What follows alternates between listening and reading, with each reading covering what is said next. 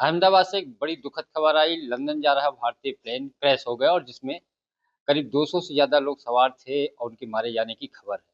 आखिर क्या तकनीकी खराबी हो सकती है, किन कारणों से विमान क्रैश हुआ? हमारे साथ सिविल एविएशन के जानकार मिलिंद जी हैं। मिलिंद जी, आपको प्रथम दृष्टया क्या लग रहा है? जिस तरीके की तस्वीर आ रही है, लग रहा था कोई ऑप्शन पायलट के पास बचा नहीं। थोड़े में ज्यादा स्वाद यही तो है इसकी खास बात। वाओ मम्मा, क्या स्वाद है। अरे मेरे राजा, सबका राजा आरती और मसाला। जी, इसमें एक बात आपने बिल्कुल सही करी कि इसमें कोई भी ऑप्शन पायलट के पास नहीं था और उसका एक बहुत ही स्पष्ट कारण है कि जो दूरी थी ज़मीन और विमान की, वो बहुत कम थी। तो यानी कि जैसे कि एक उदाहरण के तौर पे मेरे पास एक प्लेन का एक छोटा-सा मॉडल भी है, तो अगर मैं इस अपने हाथ पे ज़मीन मारूँ, तो आप देखिए वीडियो में वो किस तरह से नीचे आता जा रहा था और जो लैंडिंग गियर थे, यानी कि जो प्लेन के पहिए थे, वो भी रिट्रैक्ट नहीं थे, वो भी अंदर नहीं गए थे। तो ये दिखाता है कि प्लेन मुश्किल से रहा होगा तो 500 या 600 फीट की ऊँचाई पे। इसमें कुछ ये भी आ रहा है आर्गुमेंट कि बर्ड हिट की वजह से इंजन फेलियर आ सकता है। हालाँकि बहुत बड़ा विमान है, इसमें कई इंजन लगे होते हैं, इसमें किसी भी विमान में एक इंजन नहीं होता है। और तो ये भी एक चर्चा का विषय है। दूसरा ये भी है कि कोई टेक्निकल ग्लिच या पायलटिंग एरर भी हो सकता है, पर पायलटिंग एरर होने के भी चांसेस कम दिखते हैं क्योंकि वो जो पायलट थे वो स्वयं 8000 से ज़्यादा घंटे का उनका एक्सपीरियंस था। 8000 घंटे बहुत ज़्यादा एक्सपीरियंस होते हैं पायलट के लिए। तो इसमें अभी जांच एजेंसीज का एक रिपोर्ट आएगी, हालांकि ऑफिशियली अभी हम कुछ भी नहीं सकते हैं, पर जो वीडियो देखा है, जो फोटोज देखी है, उससे तो ये स्पष्ट है कि जिस टाइम पे, जिस मोमेंट पे और जिस लोकेशन पे ये प्लेन घटना हुई है, वो इतनी सटीक थी कि चाहे कुछ कर लीजिए, इसको बचा पाना नामुमकिन था। हाँ, एक रिहायशी इलाके में क्रैश हुआ। अगर थोड़ी ही बहुत अगर पायलट को लगता कि संभालने की स्थिति में, तो कहीं और भी अगर नहीं संभाल पाता तो कहीं और क्रैश होने या उस स्थिति में ले जाता। लेकिन एक तरीके से रिहायशी जहाँ मेट्रो कॉलेज है, हॉस्टल में डॉक्टर रह रहे थे, वहाँ हुआ। यानी एक पूरी तरीके से पायलट ने नियंत्रण या इतनी तकनीकी गड़बड़ी आ गई थी कि सब कुछ हाथ से निकल गया था। जी, और अगर आप विमान का इतिहास देखिए तो 787-8 सीरीज ड्रीमलाइनर दुनिया का सबसे सुरक्षित एयरप्लेन माना जाता है। हालांकि बोइंग के बहुत सारे एयरप्लेन्स में एक मैक्स सीरीज का था जिसमें सॉफ्टवेयर प्रॉब्लम आई थी, नोज डाइव करता था, बट ये दुनिया का सबसे सेफेस्ट, सबसे सुरक्षित प्लेन था और ये बहुत ही पॉपुलर प्लेन है और पायलट भी बहुत ही सक्षम, एक्सपीरियंस थे। और इतनी जल्दी इंसिडेंट होना, इतनी जल्दी इतिहास में, अगर हम लोग पीछे जाएं तो 2009 में फ्रांस में एक हुआ था, वो भी दूसरा विमान था और क्योंकि उनके यहाँ बर्फ गिरती है तो सेंसर जो होते हैं, एक सिंपल लैंग्वेज बताऊं तो एक सेंसर होते हैं जो विमान की स्पीड बताते हैं, कितनी गति पे चल रहा है। उस पे वो बर्फ गिर गई थी, तो जब वो टेक ऑफ हुआ तो पायलट और कंप्यूटर को कैलकुलेशन ही नहीं आ पाया कि स्पीड कितनी है, वहां पे क्रैश किया था। ये बात एकदम अलग है इस बात से कि ये, पर कॉमन एक चीज ये कि दोनों टेक ऑफ के टाइम पे गिरे। यहाँ पे भारत में ना बर्फ गिरती है, ना कोई ऐसा वेदर इशू था। दूसरा, जब प्लेन रनवे पे आता है, कोई भी एरर होता है तुरंत समझ में आ जाता है। ऐसा नहीं होता है कि वो प्लेन हवा में चला गया फिर समझ में आ रहा है कि ये तो प्रॉब्लम इसमें पहले से थी।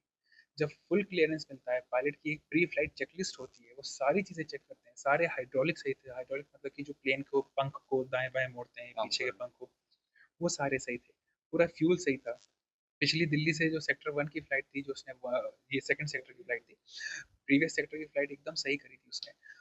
कोई भी एरर ऐसा होता है तो तुरंत विमान को ग्राउंड कर दिया जाता है, ग्राउंडेड माने कि उसको नहीं उड़ाया जाता है, चाहे कितनी भी इंपॉर्टेंट फ्लाइट हो। बट अगर जरा सा भी कोई अंदेशा होता है कि फ्लाइट में कोई टेक्निकल ग्लिच है, फेलियर आ रहे हैं, तो कैंसिल करते हैं। इसमें सब कुछ सही था और एक बार विमान जब खुद स्वयं हवा में हो जाता है तो कंप्यूटर्स के खुद इतने इंटेलिजेंट सिस्टम्स बने होते हैं कि वो पूरी तरह से श्योरिटी होती है कि सही है। इस केस में सब कुछ सही था, उसके बाद भी ऐसे नीचे आ रहा था और उतने जल्दी आया कि रूम ही नहीं था। अगर ये कई हजार फीट की ऊंचाई पे होता तो पायलट के पास बहुत सारे ऑप्शंस होते हैं इसको, इस प्रॉब्लम को संभालने के।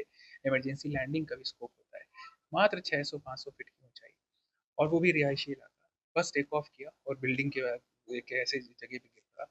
तो ये एक बहुत ही बड़ा एक चुनौती है जांच एजेंसीज के लिए कि आखिर ऐसा क्यों हुआ, इसका पता लगाना। हाँ, रिपोर्ट तो आएगी, लेकिन 1, 2, 3 मिनट के अंदर ही सब कुछ हुआ लग रहा है। जी, उड़ते ही फिर इतनी जल्दी क्या, मतलब इतनी क्या दिक्कत या तकनीकी गड़बड़ी आ गई? देखिए, अगर ऐसे अनुमान लगाया जाए तो कुछ प्रॉब्लम्स कभी कभी ऐसा हो सकता है तो टेक्निकल चीज़ तो जिसमें हाइड्रोलिक फेलियर्स भी हो जाते हैं। कभी कभी हाइड्रोलिक जो पाइप्स होते हैं वो फट जाते हैं, तो उनके फटने की वजह से प्लेन के जो पंख के मूवमेंट होते हैं वो फेल हो जाते हैं।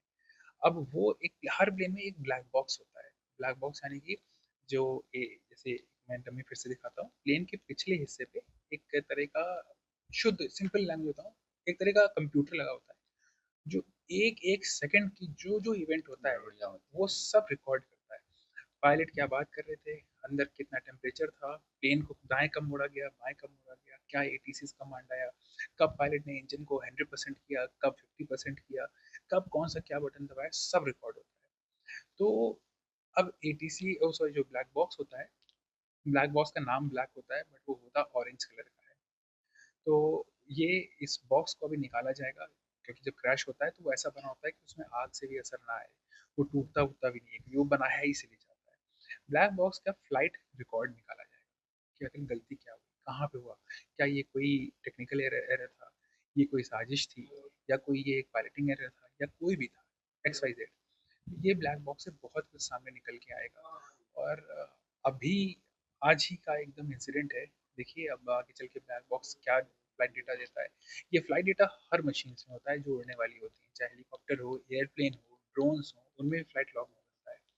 तो देखिए क्या आगे चीज़ें सामने आती हैं। अच्छा, जहाँ क्रैश हुआ है क्योंकि अहमदाबाद से उसको लंदन जाना था तो फुल मात्रा में ईंधन वगैरह और सारी सुविधा, तो उससे भी आसपास के क्षेत्रों में जो ईंधन पर्याप्त था उससे भी कई सारी बिल्डिंगों को नुकसान या आसपास जो ज्वलनशील पदार्थ थे उससे भी बड़ी घटना। जी, बहुत ज़्यादा क्षतिग्रस्त हुई हैं आसपास की चीज़ें, बहुत सारी गाड़ियाँ जल गई हैं। जिस बिल्डिंग में टकराया विमान, उस बिल्डिंग में ही 250-300 डॉक्टर्स रहते हैं, और वो कैंसर हॉस्पिटल के कैंसर डॉक्टर्स से जो ट्रीटमेंट करते हैं कैंसर वाले मरीजों का। और दूसरी चीज़, आसपास के पेड़, 2 पहिया 4 पहिया वाहन पूरा एकदम राख हो गया जल के। अब किसी विमान में 1.25 लाख लीटर का ईंधन हो और जस्ट टेक ऑफ किया हो, वो क्रैश कर गया हो। एक कैलकुलेशन ये भी आ रही थी, सुनने में आया था कि वेट एक एरर आ सकता है कभी-कभी, कि वह विमान ज़्यादा भारी है, क्योंकि पायलट को ऐसे कभी-कभी एक एरर हो जाता है। बट हालाँकि ये भी रेयर है, ये सब बातें स्पेकुलेशंस आते हैं, पॉइंट्स आते हैं, अब उनमें से मिला के फिर एक जाँचें ऐसे वर्क करती हैं। और एक तेल से लदा हुआ प्लेन 1.25 लाख लीटर का एटीएफ, मतलब एयरक्राफ्ट टरबाइन फ्यूल, बहुत ही ज्वलनशील होता है, पेट्रोल से भी ज़्यादा।